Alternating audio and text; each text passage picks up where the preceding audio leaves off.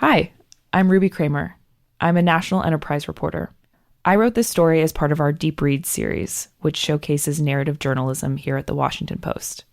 So I came to this story because I kept seeing headlines about people who had made threats, especially threats against politicians. So I wanted to figure out what are the conditions in which this is now happening more and more and more. I wanted to find one and basically completely dissect it. What makes someone want to make a threat? How does it happen? Why does it happen? When the threat is then made, what happens next? How is it investigated? How is it adjudicated in the court? And that search led me eventually to a man named Joe Morelli, who was just released from federal prison back in December for making threats. Morelli's story is the story of one man who, in the midst of a mental health crisis, threatened one of the most well-known and controversial elected officials in the Republican Party. Okay, here's the story. The night he made the threat, Joe Morelli was exactly where he is now, 2 years later, on his couch. The couch is blue and beginning to sag. It sits in the living room of his small apartment in South Central New York. Since Morelli, 52, also sleeps on the couch every night, he keeps a piece of plywood beneath the cushions because the softness of the cushions makes his back hurt. At the foot of the couch, he stores a few stacks of old family photos, including several of his 2 children, and he looks at the photos sometimes when he is feeling lonely, which is not all the time, but does happen, because he lives alone and has not spoken to his children in more than 20 years. When he wakes up on the couch each morning, he walks to the kitchen to make a pot of coffee, and then returns to the couch, where most everything else that he needs is on the table in front of him. His pills, which he uses to treat his bipolar disorder, his gum, his glasses, his phone, and his remote, which he picks up now to turn on the television and watch the news, which is what he had been doing the night he got so angry that he made the threat. He opens YouTube on his smart TV. His usual channels appear on the screen, most of them left-leaning talk shows. Morelli's life since the threat has come with conditions, mandated by a judge, including mental health treatment with a therapist who has asked him to write a list of, quote, behaviors to decrease. One is watching too much political news. Another is, quote, acting without taking a breath. Imagine that you are a small flake of stone, the therapist has told him. Imagine that you have been tossed out onto the lake and are now gently, slowly floating through the calm, clear blue water. He scrolls past a clip about a shooting in Kansas City. It began, he learns, when one group of strangers noticed another group of strangers looking at them funny and took it as a threat. How ridiculous, Morelli says. Ridiculous. He sits upright. His 2 cats, Ignatius and Scooter, move in and out of the living room. There you are, buddy, he says to Ignatius. Hiya. You got sick of being alone? He goes to the kitchen for another cup of coffee, sits back down, and scrolls through more clips. He clicks on one about demonstrators with Nazi flags in downtown Nashville. He clicks on another. In all the clips he watches, threatening behavior appears on the screen. There are threats every day now, and no way to count them all. People make threats online, under screen names, anonymously, publicly. They threaten friends, acquaintances, strangers, and they especially threaten the politicians they see on TV. At the federal, state, and local level, threats against elected officials have risen to record highs. In 2023, there were 8,008 recorded cases of threats against members of Congress, according to the U.S. Capitol Police. In 2022, there were 7,501 cases, and Morelli's threat was one of them. When he made his threat, it was by phone, and he spelled his name for whoever might be listening on the other end. Joemorelli, he'd said from the couch. The threat had led to an FBI investigation, an arrest, a courtroom, a federal prison, and now back to the apartment in Endicott, where Morelli has promised himself that he will not act without first taking a breath. He takes another sip of coffee. He pictures himself as the stone in the lake. He holds the remote and cues up the next video. That's how the threat had begun 2 years before, in between video clips. It was March 3rd, 2022, 8:30 p.m., when a campaign ad came on the screen showing Representative Marjorie Taylor Greene, Republican from Georgia, lying on her stomach, her finger wrapped around the trigger of a .50 caliber sniper rifle. I'm going to blow away the Democrat socialist agenda, she said into the camera. She peered into the viewfinder at a Toyota Prius in an open field. On the side of the Prius, in large type, was the word socialism. Greene fired, and the gun kicked back against her body. In the next shot, the car exploded, disappearing into orange flames.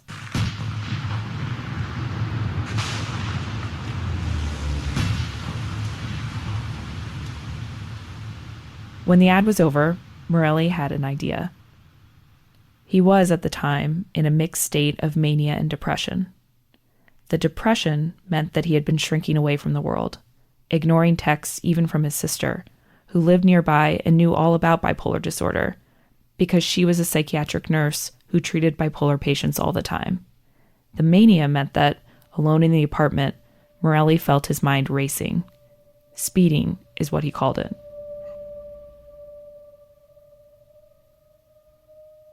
When he was manic, he was clear and focused. He felt untouchable, like he could jump from a building and land on his feet. And that's how he was feeling now as he walked to his computer and Googled the phone number for Greene's office on Capitol Hill. He dialed the number, and when no one answered, waited to leave a voicemail. It was 8:32 p.m. Hi, my name is Joseph Morelli. He spelled his name. He gave his phone number. He said, You should call the FBI field office in Binghamton, New York, and ask them how I deal with people who push hatred, influence hatred, and talk about how, cool it is to own guns. Tell them my name, tell them I called you, and tell them that I told you that I don't like you. And I would watch yourself with your hatred. His voice was calm. Bye. 5 minutes later, at 8:37 p.m., he dialed the number a second time. Hey, Joe Morelli again. You spread hatred, and you're going to pay for it. Same calm tone. He kept talking. Man, you better hope that I keep taking my medication. He laughed. Keep blowing up Priuses. Keep blowing up Priuses. A few things Morelli hated about that ad. He had especially disliked Greene ever since he saw a video of her heckling a survivor of the Parkland, Florida school shooting outside the Capitol in 2019.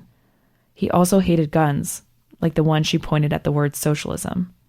Then there were times when Morelli hated himself and his connection to that word, because he relied on disability benefits, which he considered to be a form of socialism, one he believed in, but one that had been a source of some shame too. Another thing Morelli knew about himself.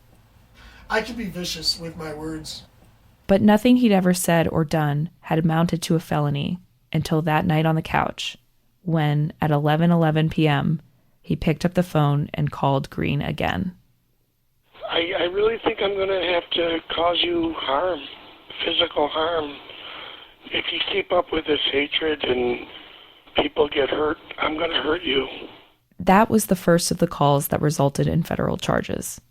The law he was accused of breaking was Title 18 of the U.S. Code, which was the criminal code of the federal government, Section 875C, which prohibited making a threat to injure across state lines, which was exactly what prosecutors said Morelli had done from the couch in Endicott, talking to Greene's voicemail in Washington. You promote violence? Calling again at 11:18 p.m. I'm going to have to show you to your face, right up front, what violence truly is. He told Greene that even if he was in prison, he could pay two guys in Buffalo, where he had grown up, to take a baseball bat and crack your skull. It would cost him $500, he said, He hung up. 11:24 p.m. He picked up the phone again. You're just causing hatred. You're going to cause people to get hurt, so I'm going to have to hurt you physically. And again, Joe Morelli, Morelli. 12:01 a.m. Another call. Hey, Joe Morelli again. 1:10 a.m. Another call. Yeah, I've just come to a decision. I can't have you out there inciting violence. I'm going to have to stop you. It's as simple as that. Then it was over. 7 voicemails in all. He fell asleep on the couch.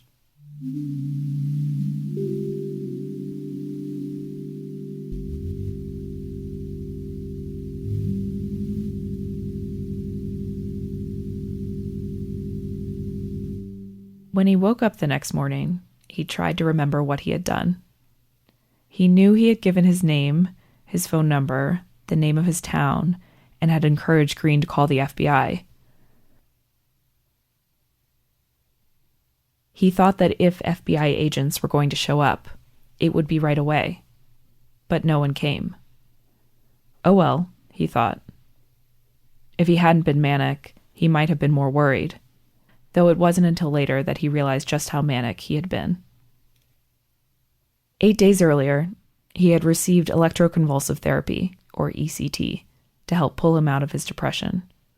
He had been dealing with depression since he was a boy, though he felt it didn't define him. He was funny and curious. He took college courses when he could afford it and played the guitar. He respected and loved his sister, and he loved her 2 kids, always trying to make them laugh. But sometimes his depression was severe.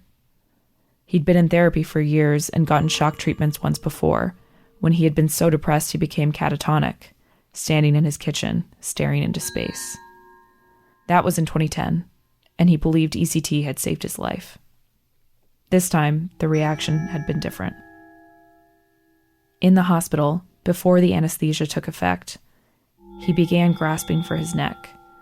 He would remember later feeling like he couldn't breathe. He woke up in the recovery room afraid. He told his sister he didn't want to do ECT anymore. Something happened, he texted her later.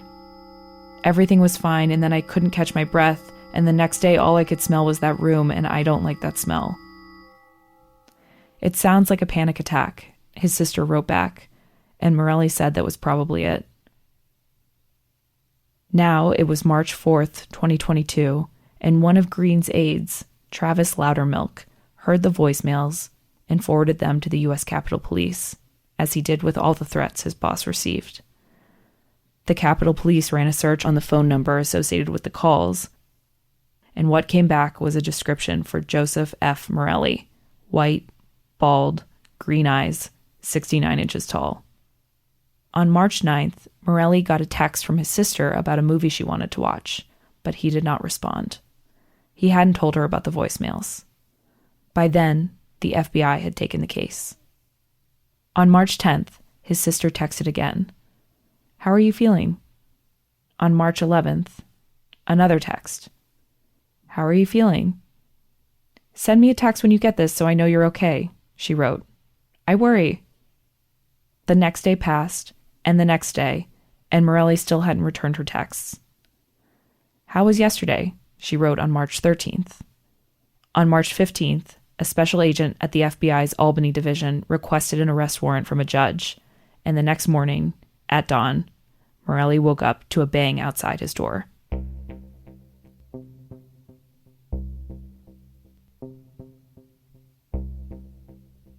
He thought his oven had exploded. He opened the front door and saw FBI agents and at least one armed law enforcement officer. He looked down and saw a red laser point on his chest. Outside the front of the house, 2 police cars blocked off each side of the street. He was cuffed, put in a car, and taken to an interrogation room where a video camera began to record the conversation.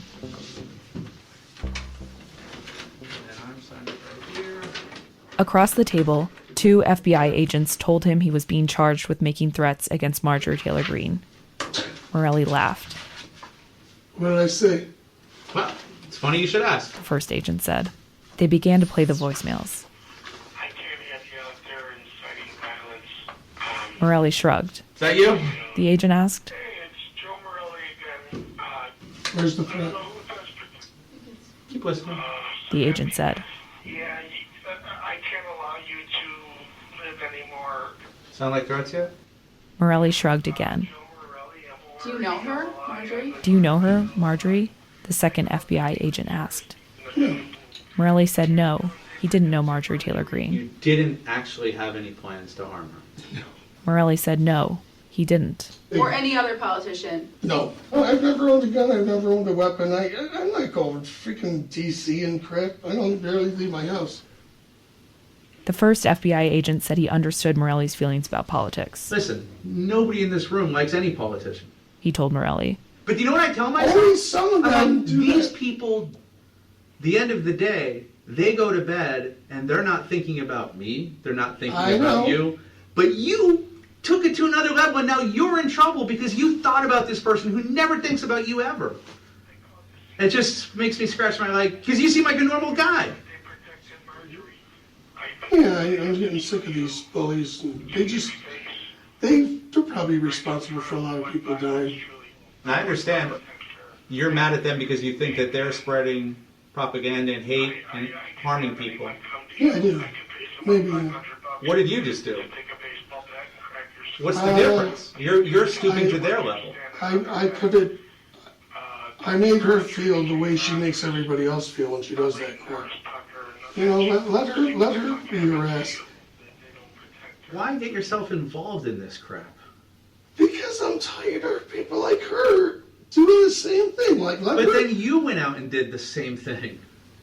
Morelli started to respond. He tipped his head back and looked at the ceiling. He crossed his arms. He laughed. He shook his head. He shrugged again. Right? Do you understand?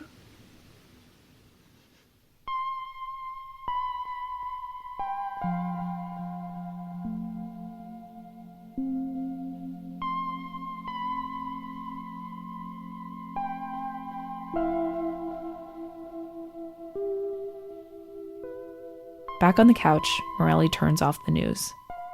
He is alone. Most days, he doesn't mind being alone with his cats and his other pets, 4 mice that live in a tank beneath the television. He figures he has spent about half his life living alone. When he was 18, he left home in Buffalo to live alone in Florida. Then he came back to Buffalo, where he worked for General Motors, married, had 2 kids, and lived in a house with a garage big enough for 3 cars. When the marriage fell apart after 4 years, he was alone again. He tried Missouri for a while, then Indiana, then San Diego. He spent years working as a driver, pizza delivery, taxi cabs, cargo vans, and that was more time alone. In 2010, after his first round of electroshock treatments, he moved to the Endicott apartment when it still belonged to his mother. They lived there together until she died in 2019, and now the apartment was his. One thing he has learned about living alone is that there is no one to tell him when he is starting to, quote, spiral down, as he puts it. He sometimes visits a friend nearby, or one of his neighbors, and at least once a week he sees his sister, who is always good at asking him, "Are you sleeping? Are you eating?" When there is no one around, Morelli sometimes asks his own questions. Why am I here? Why am I stuck here? Why did you have to die, Mom? Why did you leave me here alone? When he is depressed, he's come to understand, anger is usually not far behind. It's not always anger at other people, but at the world, or at himself. He walks to his computer and opens a slideshow he made from some of the photos he keeps at the foot of his couch. The pictures, all of his kids, move chronologically. His first son appears on the screen as a baby. As the photos go by, his son begins to crawl, uses a stroller, decorates a Christmas tree, blows out 3 candles on a birthday cake. Another baby, his second son, appears on the screen. They were sweet kids, he says. I love them. In the last shot, Morelli and his sons are in a room with white walls and a conference table. Morelli kneels on the ground with his arms around the kids. They've just unwrapped presents, a red toy train and a yellow toy plow. Morelli is smiling. The picture was taken at a family center in Buffalo. The visit was supervised, a condition of what had become an ugly divorce. And that was the last time he saw them. The slideshow stops there, the children aged 7 and 4. And I've reached out to the kids as best I can. Morelli found himself telling the FBI agents in the interrogation room 2 years earlier. And I said, look, I'm here, Are they doing well? One of the agents asked him. From what I hear, they're good kids. Soon after the interrogation, Morelli met his lawyer, a public defender named Gabrielle DeBella. When they listened to the voicemails together, Morelli told her he was surprised by how cold and level his voice sounded. He could understand, he said, how law enforcement, and probably also Greene herself, might hear that voice and imagine a man who was serious about acting on his threat. But that wasn't the point, DeBella told him, as she would later recount. It didn't matter what kind of man he had sounded like. The case against him was more straightforward than that. He had made a threat. He was on tape. He had admitted to it during FBI questioning. His best defense, DeBella told him, would be to make the case about Greene, about the way Greene spoke. Zealous, upsetting, and threatening is how she would describe Greene's political rhetoric. Greene, DeBella said she could argue, used language designed to provoke a reaction, and a reaction was exactly what Morelli had been primed to give the night he saw the Prius ad, all in the midst of a mental health crisis. He spent a few nights in jail and was released on house arrest. According to the schedule approved by his probation officer, he was allowed to leave his apartment for mental health treatments, attorney visits, and court appearances. At 12 p.m. Monday through Saturday, he could walk outside to check his mail.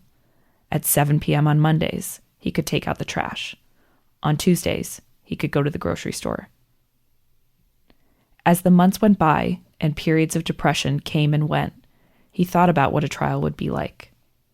In January 2023, he met with DeBella to make a final decision. She told him the jurors might lean politically conservative, and that, if he testified, a prosecutor would try to provoke him into losing his temper. He decided to change his plea, and on February 1st, in a courtroom in Syracuse, he told a judge that he was guilty. "So the phone calls that you made were a true threat to injure her?" the judge asked. "They were a true threat, but I had no plan to actually do so," Morelli said. "And did you know that they would be viewed as threats?" "Yes, I did," Morelli said. He left the courthouse and returned to Endicott to wait for his sentencing hearing, still on house arrest. He watched YouTube videos about what to expect in prison. His family and friends wrote letters to the judge asking for leniency. "I plead with you to show compassion in allowing Joe to remain at home," his sister told the judge. "I trust Joe implicitly, so much so that he has a key to my apartment," his neighbor told the judge. "Joe is a pleasure to work with. He is engaged and participatory in his sessions," his psychiatrist and therapist told the judge. Then came another letter, this one a surprise. It was from the U.S. Attorney's Office, a request for restitution on Greene's behalf.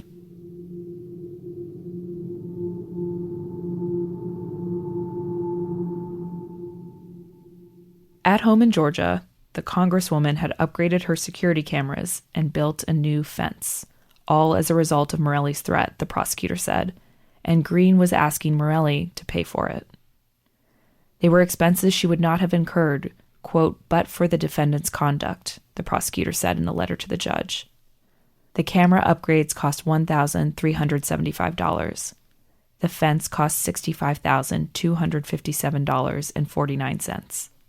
$66,632.49 total. Along with the restitution request came a victim impact statement signed by Greene. "How have you/your company/your family been affected overall by this crime?" the form asked. "Scared my whole family," was Greene's response. "Have you experienced any of the following reactions to the crime?" the form asked. Below was a menu of options, including grief, guilt, sleep loss, nightmares, depression, trouble concentrating. Greene left check marks next to 4 categories: unsafe, anxiety, fear, anger.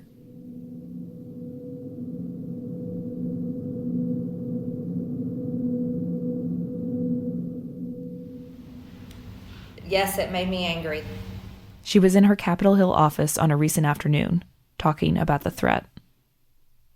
If anyone in Washington had an understanding of threats, Greene said, she would be that person.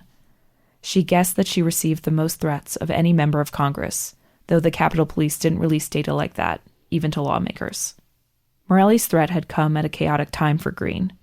She had been banned from Twitter for violating its COVID misinformation policies. There was a lawsuit seeking to remove her from the ballot in Georgia. She remembered billboards and ads, paid for by people casting her as, quote, the most horrible person in Washington, she said. I'm the most horrible person in Congress. I'm the most horrible person in the world, perhaps. Now she was used to it when people came up to her in airports or in restaurants, calling her a whore, a racist, a Nazi. The worst was when someone came up to her, smiling, asking to take a selfie. They'd get close to her face, and then, in an instant, the smile would vanish, and they would begin to call her names. And they're this close to me. And so, if they had wanted to, could they stab me? Yeah. So she was vigilant. And it shouldn't be that way. And I don't think it should be that way for anybody. I don't care if I disagree with them politically. No one should make threats, she said. But as Morelli considered going to trial, threatening was the word his lawyer had used to describe Greene. In legal filings, DeBella compiled a list of examples. Before she was a member of Congress, DeBella wrote, Greene had liked inflammatory social media posts, like one suggesting that, quote, a bullet to the head, end quote, would be the quickest way to unseat then Speaker Nancy Pelosi, Democrat from California. She had, quote, promoted election fraud conspiracy theories, end quote. She had referred to participants in the insurrection on January 6th, 2021, as, quote, political prisoners. And then there was the ad that started all of this. It was full of explosions and upsetting and, quote, struck a nerve with Joe as he feels that his disability benefits are a form of socialism and that without those, he wouldn't have anything, end quote. Greene said she was surprised to learn that his anger had begun with the Prius ad. She loved that ad. It was actually really cool, she said. It was actually really cool, too. She and her team had searched Northwest Georgia for an open field. They purchased an old Prius from a junkyard and removed its battery and its engine until the car was just a shell, in which they placed a large tub of a granular substance that explodes on contact with a high-velocity bullet. With cameras rolling, Greene set up her rifle, took the shot, and boom. It was fun. And I was really excited I made the shot, which should be a warning to anybody that wants to kill me. It should have been clear, she said, that when she was blowing up a car labeled with the word socialism, she was blowing up the idea of socialism. The imagery meant, we don't want to be a socialist country, she said, and there were plenty of people who would agree with that. Should it have triggered him to want to murder me because I said we don't want socialism? As the case moved through the court, Greene's staff kept her updated as Morelli remained on house arrest, pleaded guilty, and 6 months later received his sentence, 3 months in prison. 7 days after that, at a town hall in August, Greene told a crowd about, quote, a man up in New York who had threatened her.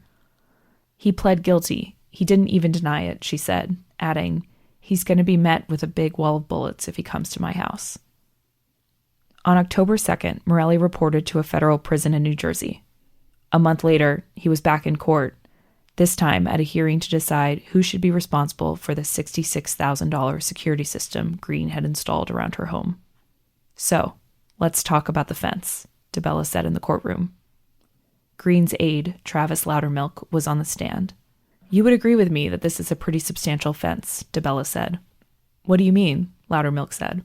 The fence was 5 feet tall, according to an invoice from the fencing company. 700 feet of the fence was black residential grade chain link, mounted with 3 strands of barbed wire. another 500 feet, featured what the invoice described as spear tops. "Do you see fences like this every day?" DeBella asked. "No," Loudermilk said. "It's a good fence, yeah," Greene said now in her office. But she thought the fence had to be good.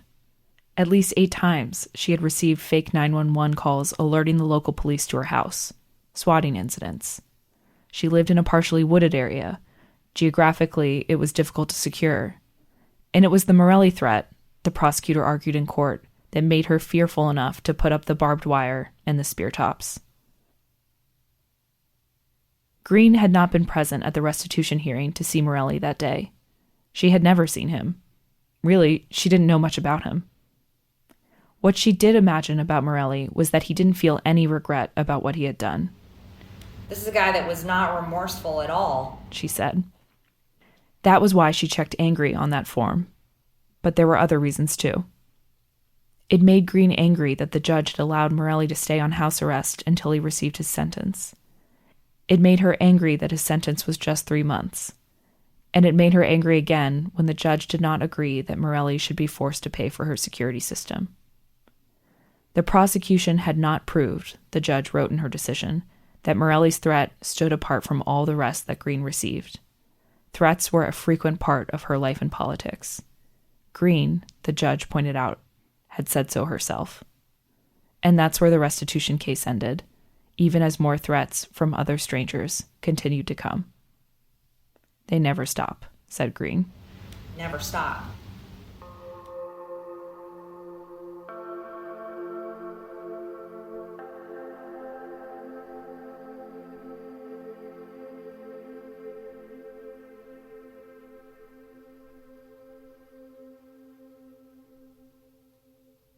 Morelli was in prison for 81 days.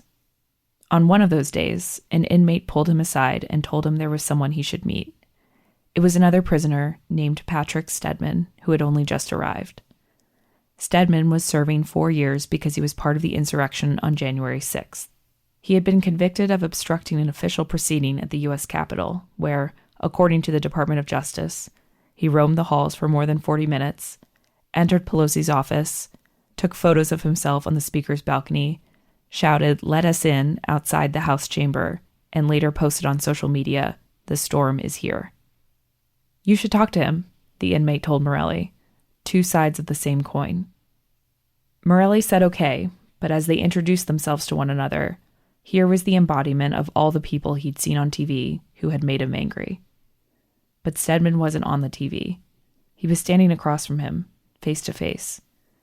Morelli expected him to sound the way he imagined all Trump supporters, as a radical, quote-unquote, hating everybody. And yet, the more they talked, the more Morelli liked him. He didn't seem hateful at all. He seemed smart. He had a business and a young family at home. He said he planned to spend his time in prison reading and detoxing from the news, and Morelli thought that was a good impulse, to get away from the anger that had surrounded them both. "I got caught up in the moment," Morelli remembers Stedman saying, and he understood how that felt. Several weeks later, just before Christmas, Morelli's sentence came to an end. His sister picked him up, bags of candy in her car. It was a 2-hour drive, and then he was back in Endicott, back to the apartment, to his cats, to the TV and the political news he promised to watch less often, and to the place where he is now, on his couch. It is early evening on a Wednesday. Wednesday is his night for group therapy. He has an hour to fill before he leaves. He takes out his group therapy workbook and reviews some of the things he has written so far on worksheets that ask him to record his actions and thoughts each week. My stomach tightened and I was obsessing. He had written about what he had felt when restoring an old guitar. I took deep breaths. I breathed in and out mindfully, pictured myself from the vantage point of the trees. He had written about observing the tree line across from his apartment. Imagined flying. I wondered if they felt trapped. He had written about watching his pet mice. He flips through the book. One thing he hasn't written anything about is the threat. After he was released from prison, he was so excited to be home. He felt manic for weeks. But the mania is gone now. No angry outbursts. not much anger at all. 99% of the time, and to 99% of the people, I'm an extremely polite, sweet guy.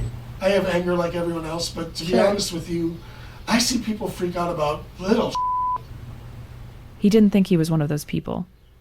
Just the other day, he was near the TV, and the sound bar fell, and the cord attached to the sound bar broke off inside the TV. I didn't flip out. I didn't flip out. Instead, he said, Ah, crap. got his needle nose pliers, pulled out the broken piece, drove to Best Buy, and bought a new cord. In ordinary life, it takes a lot to get me upset. What had made March 3rd, 2022, a different kind of day? Maybe it was the ECT. Maybe it was the timing, the mania and depression coming together in his brain. Maybe Greene was, quote, the worst person at the worst time to cross my path, he says. Maybe he needed to be heard, he says, and the threat had been an expression of his loneliness and regrets. If he still spoke to his children, if his mom were still alive, if he still worked full-time, if he hadn't been watching so much TV news, if the news wasn't about a country where so many people were making so many threats, maybe that night would have been different. What he does know is that his threat happened, and he doesn't want it to happen again.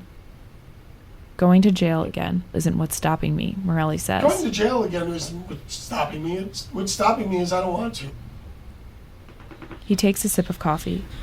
He gets up from the couch, opens the back door, and for now at least, as he leaves the apartment, he feels no anger. He is a stone in a lake, gently and slowly floating.